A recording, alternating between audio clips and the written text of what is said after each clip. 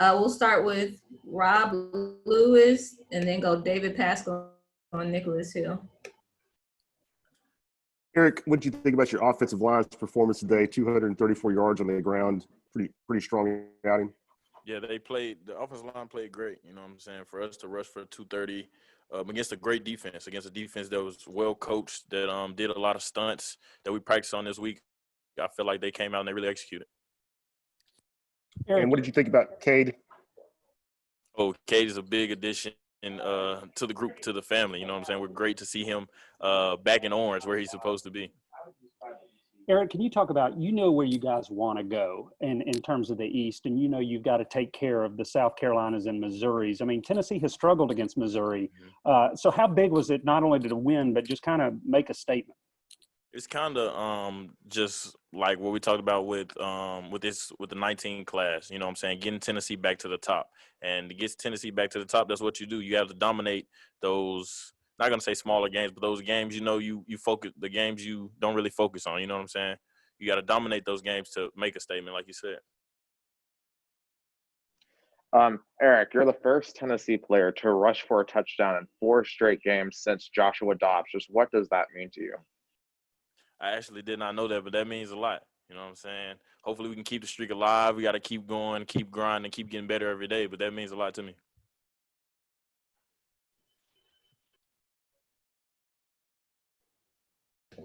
We'll go Patrick Brown, Matthew Ray, Ryan Shumpert.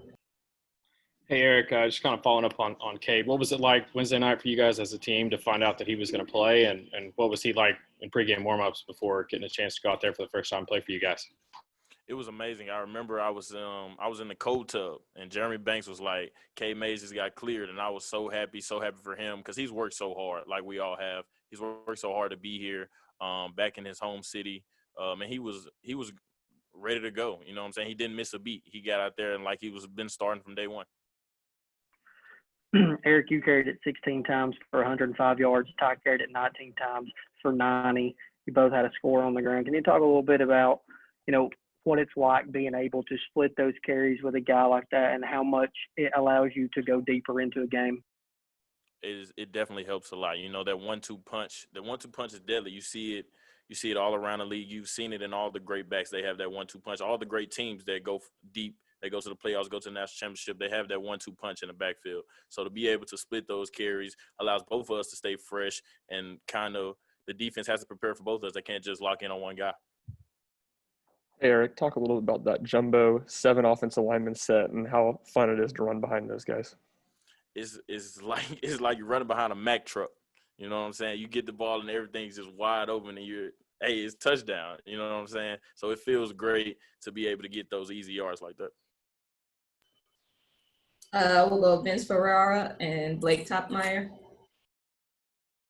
Eric, back to splitting the carries with Ty. We had heard from Jim Chaney that there was a chance that a lot of times we'd see both you and Ty in the game at the same time. You guys really haven't done that a whole lot. What's in store for people when you guys do both get on the field at the same time?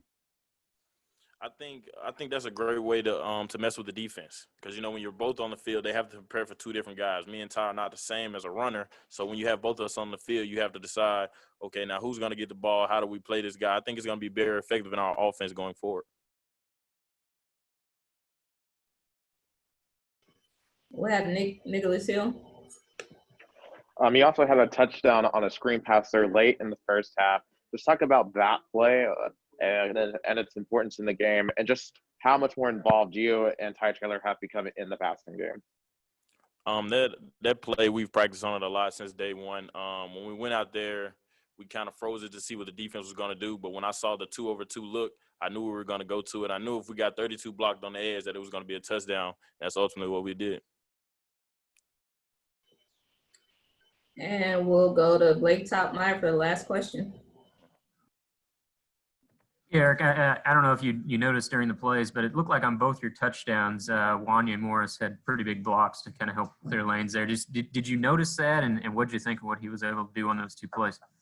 definitely on the first block, on the first touchdown, his kick out of I think it was number 3. His kick out on 3 for me to be able to squeeze by him and get to the touchdown. I definitely saw that one, and we've practiced all week on him coming out on that screenplay and blocking that corner. He made 2 big blocks, and I'm ultimately thankful for it.